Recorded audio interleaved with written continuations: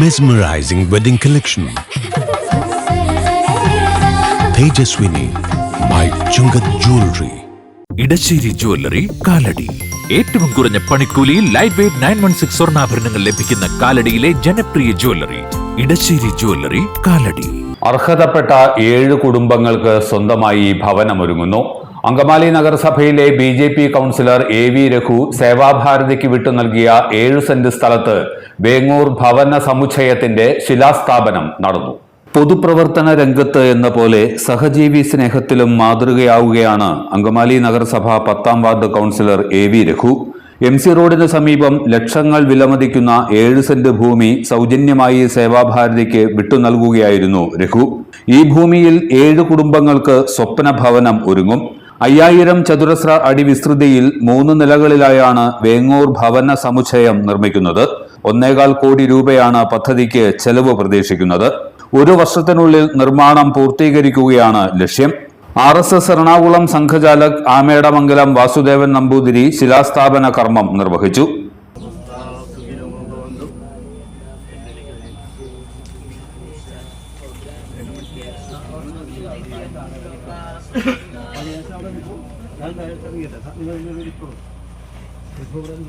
അമ്മേ നാരായണ ദേവി നാരായണ ലക്ഷ്മി നാരായണ ഭദ്രേ നാരായണ അമ്മേ നാരായണ ദേവി നാരായണ ലക്ഷ്മി നാരായണ ഭദ്രേ നാരായണ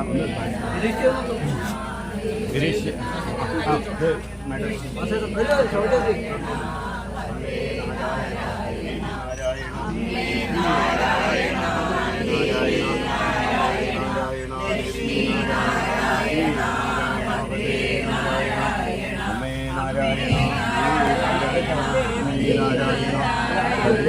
നാരായണ അമ്മേ നാരായണ ദേവി നാരായണ ലക്ഷ്മി നാരായണ ഭദ്രേ നാരായണ അമ്മേ നാരായണ ദേവി നാരായണ ലക്ഷ്മി നാരായണ ഭദ്രേ നാരായണ. അങ്കമാലി സേവാഭാരതി പ്രസിഡന്റ് ഡോക്ടർ ജ്യോതിഷാർ നായർ അധ്യക്ഷനായിരുന്നു. BJP സംസ്ഥാന വൈസ് പ്രസിഡന്റ് ശോഭാ സുരേന്ദ്രൻ മുഖ്യപ്രഭാഷണം നടത്തി. നിങ്ങൾ ചെയ്യുന്ന ഈ പ്രവർത്തനം കാണുന്ന സമയത്ത് അതിനോട് കൂടി കൈ തന്ന് സഹായിക്കാത്ത ഒരു പരിപാടിയിലും നമുക്ക് പങ്കെടുക്കാൻ പറ്റില്ല.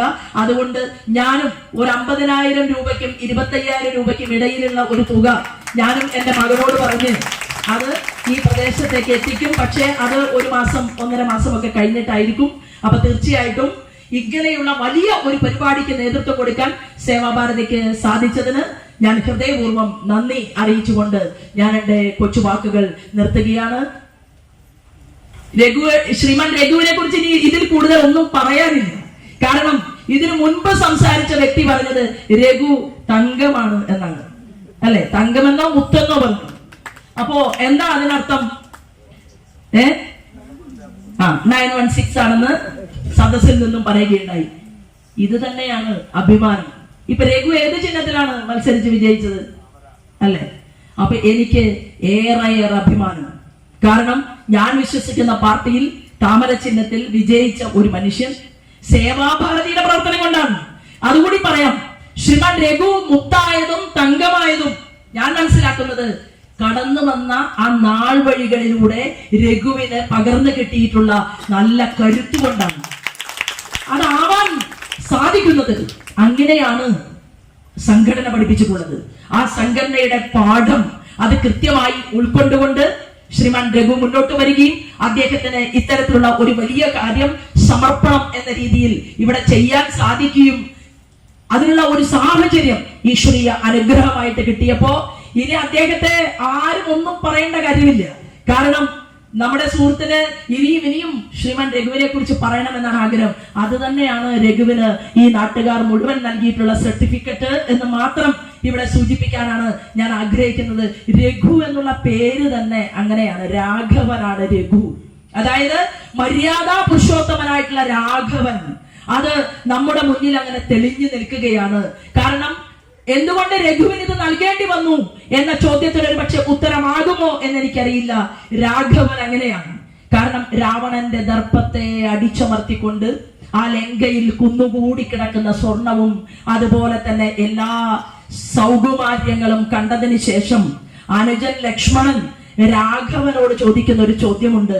അല്ല ജ്യേഷ്ഠ, ഇതെല്ലാം നമ്മൾ ഈ ലങ്കയിൽ ഉപേക്ഷിച്ചു കൊണ്ട് പോവുകയാണോ എന്ന് ചോദിച്ച സമയത്താണ് ലക്ഷ്മണന് ഉപദേശം കൊടുത്തുകൊണ്ട് രാമൻ പറയുന്നത്, അനുജ, പെറ്റമ്മയും പിറന്ന നാടും അത് സ്വർഗത്തേക്കാൾ മഹത്തരമാണ് എന്ന് പറഞ്ഞ ആ മര്യാദ പുരുഷോത്തമനായിട്ടുള്ള രാഘവന്റെ ഒരു പേര് തന്നെ നമ്മുടെ വാർഡ് കൗൺസിലർക്ക് ഉണ്ടായി എന്ന് പറയുമ്പോൾ ശ്രീമാൻ രഘു വീണ്ടും വീണ്ടും നിങ്ങളിൽ തെളിമയോടുകൂടി നിൽക്കട്ടെ എന്നും ആ വലിയ വലിയ കാര്യങ്ങൾ മിസ്റ്റർ രഘുവിന് ഇനിയും ചെയ്യാൻ സാധിക്കട്ടെ എന്നും അതിന് ചെറിയ ഒരു കെമിസ്ട്രി കൂടി ഞാൻ പറയാം.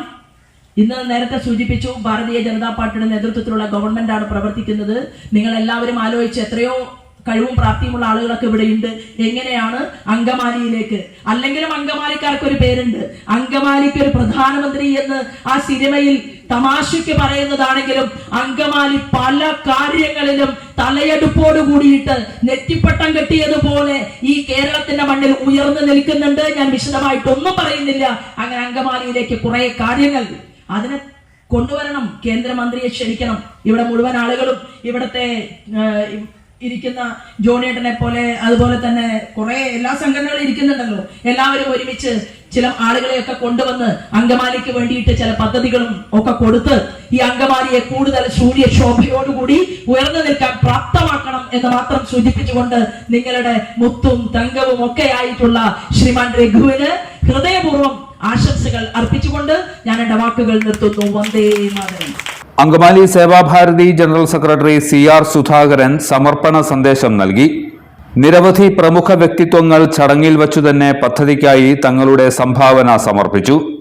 സേവാഭാരതി സംസ്ഥാന സേവാ പ്രമുഖ് GV ഗിരീഷ് കുമാർ സേവാ സന്ദേശം നൽകി. Sevabharati Ernakulam president doctor B Rajeev, നഗരസഭാ councillor AV Raghu, residents association ഭാരവാഹികളായ MG നാരായണൻ, ജോണി കുര്യാക്കോസ്, പ്രോമി കുര്യാക്കോസ്, ബോസ് സ്നേഹലത, ഭവന സമുച്ചയ നിർമ്മാണ സമിതി കൺവീനർ കൃഷ്ണൻ നമ്പീശൻ, സേവാഭാരതി വേങ്ങൂർ സമിതി അംഗം KS സുപ്രിയ എന്നിവർ പ്രസംഗിച്ചു. AT സന്തോഷ് കുമാർ ധനപൂർവം ശരീരവും മനസ്സും നമ്മളുടെ ധനവും നമുക്ക് ഇത്തരത്തിലുള്ള സമാജ സേവക്കായിട്ട് നമുക്ക് സമർപ്പിക്കാൻ സാധിക്കണം. ഈ ഭവന സമുച്ചയ പദ്ധതി എത്രയും വേഗം നമുക്ക് പൂർത്തീകരിച്ച് ഇത് അർഹതപ്പെട്ട ആളുകൾക്ക്, നേരത്തെ സുധാകരൻ ചേട്ടൻ പറഞ്ഞതുപോലെ തന്നെ ദിവസേന ഒന്നിലധികം ഫോൺ കോളുകളാണ് നമുക്ക് വന്നുകൊണ്ടിരിക്കുന്നത്. നമുക്ക് വളരെ വിഷമം തോന്നുന്നുണ്ട്. നമുക്ക് എല്ലാം പരിഹരിക്കാൻ സാധ്യമല്ല. അതുകൊണ്ടാണ് നമ്മുടെ സമൂഹം ഒന്നാകെ ഇവിടെ വന്നിരിക്കുന്ന ഓരോരുത്തരും ഈ യജ്ഞത്തില് അല്ലെങ്കിൽ ഇതോടൊപ്പം തന്നെ മറ്റൊരു വേദി യജ്ഞം നമുക്ക് ഏറ്റെടുക്കാൻ നമ്മൾ എല്ലാവരും തയ്യാറാവണം. നമ്മളൊരു നല്ലൊരു കാര്യത്തിന് വേണ്ടി പൈസ കണ്ടെത്തി നമ്മൾ കൊടുക്കണം. നമുക്കറിയാം നമ്മുടെയൊക്കെ ബുദ്ധിമുട്ടുകളും കടങ്ങളും കഷ്ടപ്പാടുകളൊക്കെ മാറിയിട്ട് നമുക്ക് ഇങ്ങനത്തെ കാര്യങ്ങൾ ചെയ്യാൻ പറ്റില്ല. നമ്മളെപ്പോഴും നമ്മുടെ കയ്യിലുള്ളത് ഒരു അംശം എപ്പോഴും തയ്യാറായിരിക്കണം. ഞാനിത് പൊങ്ങച്ചം പറഞ്ഞതല്ല, ഞാൻ വേദിയിൽ ഇരിക്കുമ്പോൾ തന്നെ എന്റെ പോക്കറ്റിൽ ആകെ 1500 രൂപ ഉണ്ടായിരുന്നു. ഞാൻ ഒരു കവർ മേടിച്ച് ഉടനെ അതെടുത്ത് കൊടുത്തു. ഇനിയും ഞാൻ ഒരുപാട് പൈസ ഇതിലേക്ക് കൊടുക്കും. ഞാൻ കൂടുതലൊന്നും പറയണില്ല, ഞാൻ ഒറ്റ കാര്യം പറയുന്നുള്ളൂ. ഒന്നാമത്തെ കാര്യം, ഈ സേവാഭാരതി ഒരു പുണ്യഭൂമിയാണെങ്കിൽ നമ്മുടെ രഘു ഒരു പുണ്യവൃക്ഷമാണ്. ഞാൻ അത്രേ പറയുന്നുള്ളൂ, കൂടുതലൊന്നും ഞാൻ പറയുന്നില്ലെന്ന് അർത്ഥം മനസ്സിലാവും. അതുപോലെ എനിക്ക് ശ്രീമതി ശോഭാ സുരേന്ദ്രനെ പറ്റി രണ്ടു വാക്ക് പറയണം. കാരണം ശോഭാ സുരേന്ദ്രനാണ് കേരള BJP നിന്ന് ആദ്യമായിട്ട് ദേശീയ തലത്തിൽ ഒരു നേതാവായിട്ട് പോയ വനിത. അങ്ങനെ ഒരു അംഗീകാരോടെ ഉണ്ടെന്ന് ഞാൻ പറയണല്ല, വിക്കിപീഡിയയിലുണ്ട്. അപ്പോ ശോഭാ സുരേന്ദ്രൻ എന്ന് പറയുന്ന വ്യക്തിയുടെ എല്ലാ പ്രസംഗവും ഞാൻ കേൾക്കും. കാരണം അത്രയ്ക്ക് ഭംഗിയായിട്ട് ഇത്രയും നന്നായിട്ട് പ്രസംഗിക്കുന്ന വനിതകൾ കേരളത്തിൽ കുറവാണ്. ഞാൻ ഒരു ഉദാഹരണം പറയുകയാണെങ്കിൽ, ഇവിടെ രഘുവിനെ പറ്റി പറഞ്ഞ വഴി പറഞ്ഞു, രഘു രാഘവനാണ്, രാഘവൻ മര്യാദാ പുരുഷോത്തമനാണ്, ലങ്കയിലെ കാര്യമൊക്കെ പറഞ്ഞു.